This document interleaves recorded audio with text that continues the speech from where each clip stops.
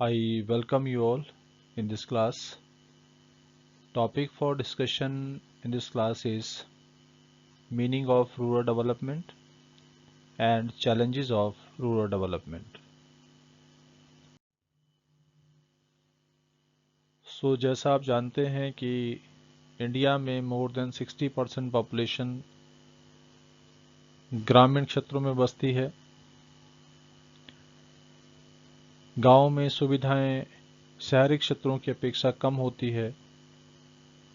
हमारे देश की अप्रोक्सीमेटली 50% पॉपुलेशन अभी भी एग्रीकल्चर सेक्टर पर निर्भर है।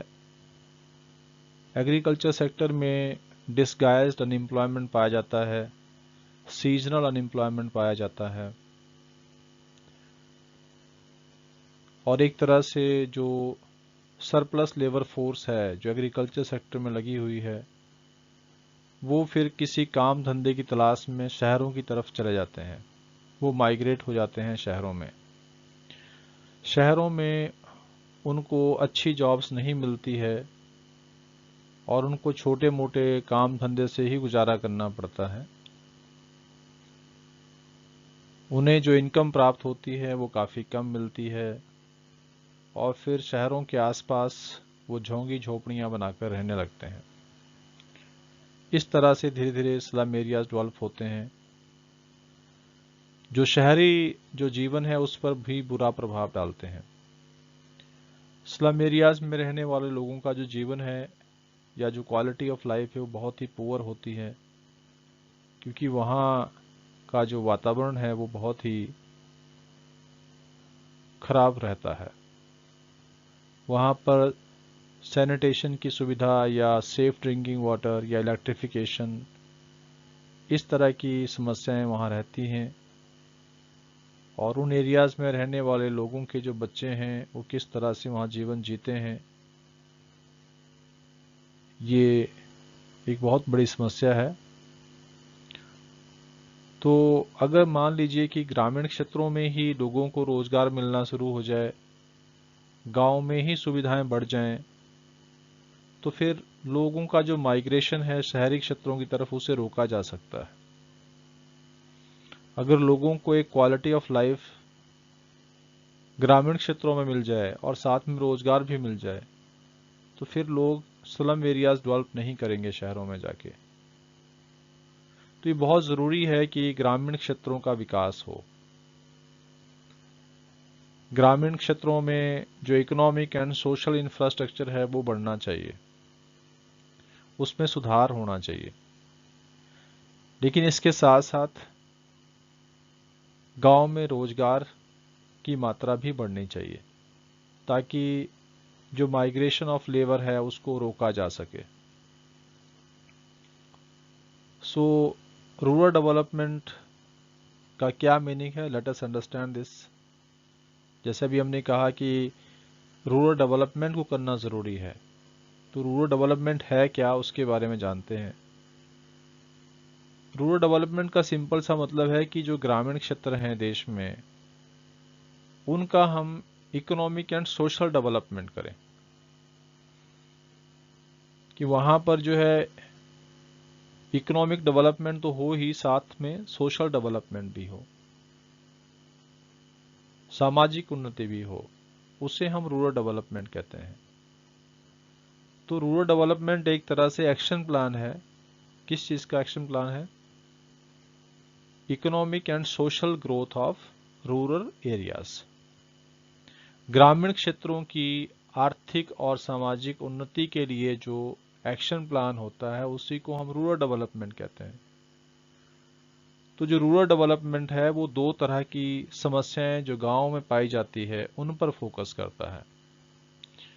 एक तो होता है lingering challenges of rural development, जिसको हम कहते हैं कि लंबे समय से जो समस्याएं चली आई है रूरल डेवलपमेंट के लिए, और इन समस्याओं में हम शामिल करते हैं चैलेंज ऑफ रूरल क्रेडिट,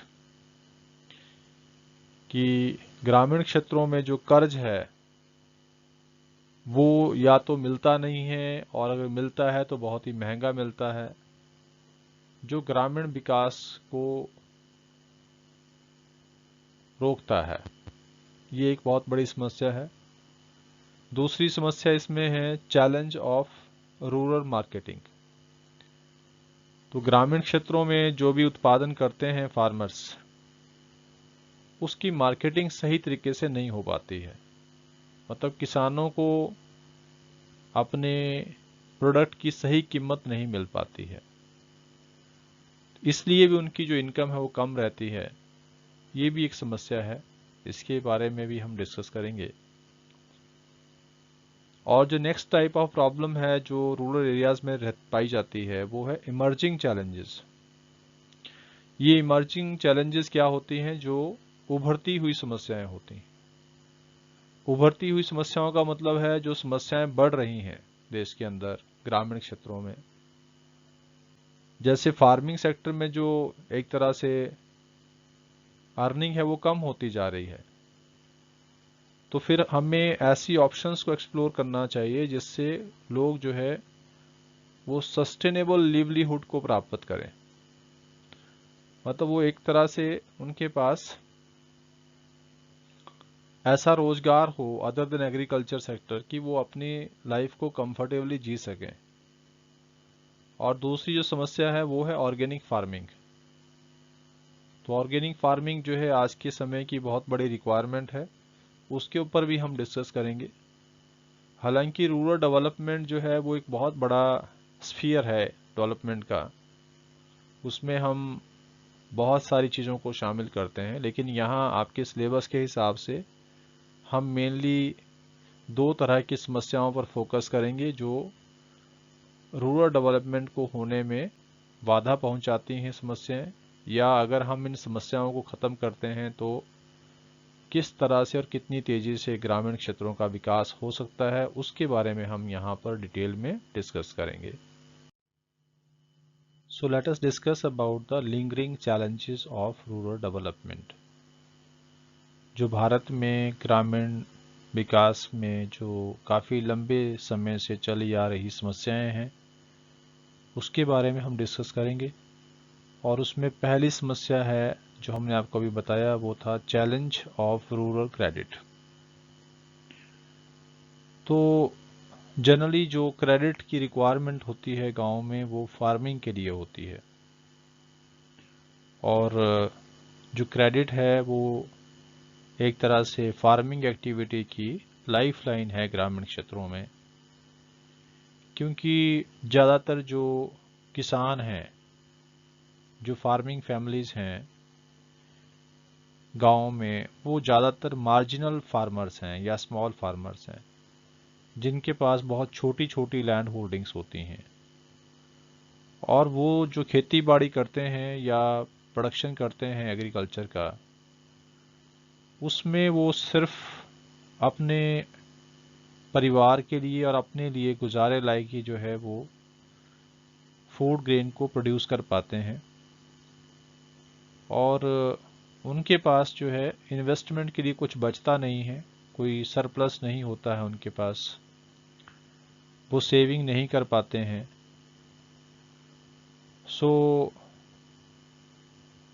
इसलिए ये ज़रूरी हो जाता है कि वो एग्रीकल्चरल एक्टिविटीज़ के लिए जो है वो क्रेडिट का अरेंजमेंट करें, कहीं ना कहीं से उधार लें।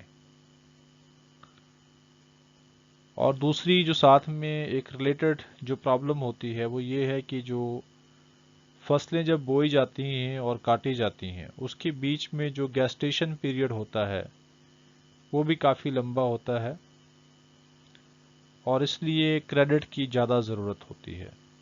क्योंकि फसलें जब बोएंगे और उसको काटेंगे उसके बीच में भी काफ़ी लंबा समय होता है, उस समय भी फार्मर्स को अपनी फाइनेंशियल नीड्स को पूरा करना होता है, उसके लिए भी उनको कर्जा लेना पड़ता है, उधार लेना पड़ता है। तो फार्मर्स की जो क्रेडिट नीड्स हैं उसको हम 3 कैटेगरीज में डिवाइड करते हैं। पहला है शॉर्ट टर्म क्रेडिट। तो शॉर्ट टर्म क्रेडिट का मतलब होता है कि ऐसा क्रेडिट जो फार्मर को एग्रीकल्चर इनपुट्स को परचेज करने के लिए खर्च करना होता है, या ऐसा कर्ज जिसकी ज़रूरत क्यों पड़ती है क्योंकि फार्मर को एग्रीकल्चर इनपुट्स को परचेज करना होता है, जैसे सीड्स हैं या फर्टिलाइजर्स हैं, पेस्टिसाइड्स हैं, इंसेक्टिसाइड्स हैं। इन चीज़ों को परचेज करने के लिए किसान को पैसे की ज़रूरत पड़ती है। और इसके साथ ही जैसे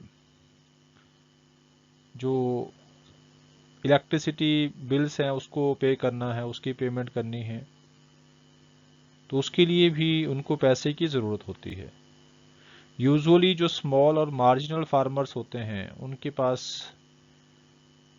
एक तो सेविंग नहीं होती है, और दूसरी बात यह है कि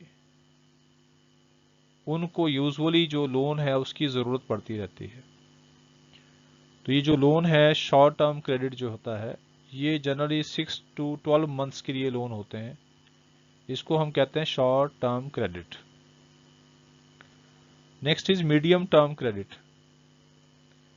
तो जो मीडियम टर्म क्रेडिट होते हैं, इसकी जो रिक्वायरमेंट है वो जनरली 12 मंथ से 5 ईयर के बीच में रहती है। जनरली ये जो क्रेडिट है ये 5 साल तक चाहिए, 1 साल से 5 साल तक। और मीडियम टर्म जो क्रेडिट लिए जाते हैं ये परचेज ऑफ मशीनरी के लिए लिए जाते हैं, या जैसे खेतीबाड़ी में कहीं पर जो है वो फेंसेस लगानी है, बाड़ लगानी है, डिगिंग द वेल्स, कुएं खोदने हैं। इस तरह की ज़रूरतों को पूरा करने के लिए जो लोन लिए जाते हैं, जिसका ड्यूरेशन जनरली 1 साल से 5 साल के बीच में रहता है, इन लोन्स को हम क्या कहते हैं? मीडियम टर्म क्रेडिट्स कहते हैं। और तीसरी तरह का लोन होता है लॉन्ग टर्म क्रेडिट। तो ये जो लॉन्ग टर्म क्रेडिट होते हैं ये फार्मर्स की लॉन्ग टर्म क्रेडिट रिक्वायरमेंट्स को पूरा करते हैं। जैसे मान लीजिए कि किसी किसान ने एडिशनल लैंड परचेज करनी है, या ज़मीन पर जो है वो कुछ इम्प्रूवमेंट करनी है, डेवलपमेंट करना है, ज़मीन का लैंड डेवलपमेंट प्रोग्राम कोई करना है, उसके लिए फार्मर को लोन चाहिए। और ये जो लॉन्ग टर्म क्रेडिट होते हैं ये जनरली 5 ईयर्स से 20 ईयर्स के टाइम पीरियड के लिए जो है वो लिए जाते हैं। तो इसको हम कहते हैं लॉन्ग टर्म क्रेडिट। तो फार्मर्स जो लोन लेते हैं वो दोनों तरह के हो सकते हैं। वो प्रोडक्टिव लोन भी हो सकते हैं और साथ में अनप्रोडक्टिव लोन्स भी हो सकते हैं।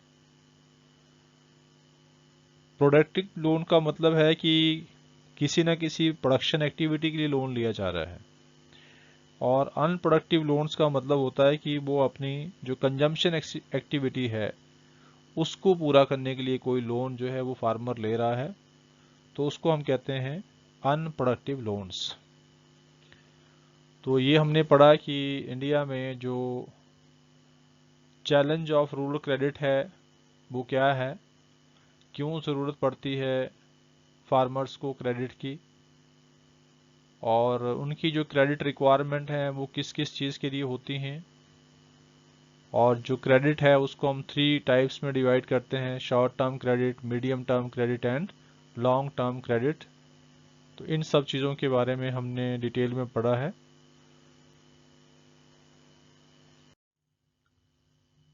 So dear students, if you find this content meaningful and helpful to you, then please share it to other students also, those who can be benefited from this. Thank you.